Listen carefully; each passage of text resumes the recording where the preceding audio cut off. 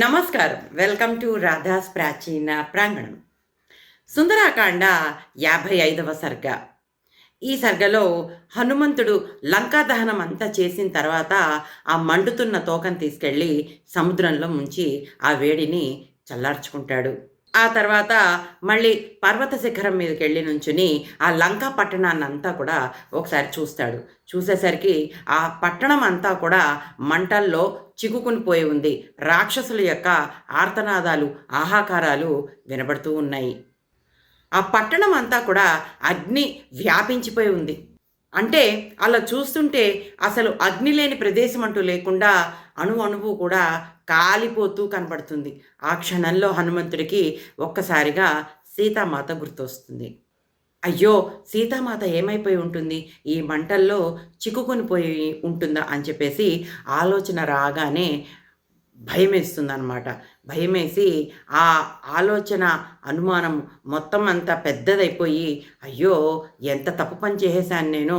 అలాగా లంకను మొత్తం కాల్చేశాను. సీతామాత గురించి నేను ఆలోచించలేదు అని అనుకుంటాడు. నేను చేయవలసిన పనులన్నీ చేశాను. సీతామాత జాడ కనుక్కున్నాను. నగరం యొక్క రక్షణ వ్యవస్థని, ఆ దుర్గాల యొక్క ద్వారాలని మొత్తం అణువణువున అన్నీ పరిశీలించాను.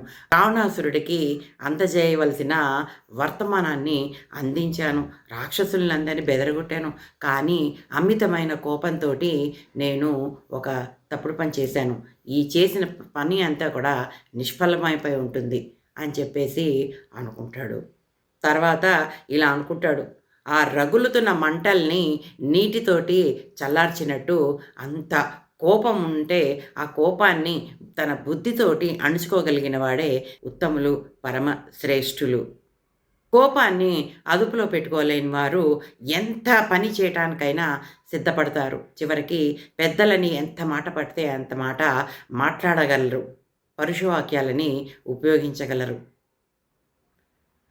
అలా కోపంలో ఉన్నవాడు అనకూడని మాట ఉండదు, చేయకూడని పని ఉండదు, అసలు ఆలోచన అనేది కోల్పోతాడు.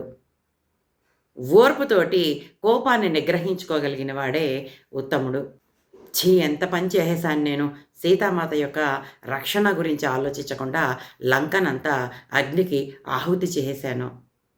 ఆ లంక మొత్తము అగ్నితోటి దహించుకుపోతోంది.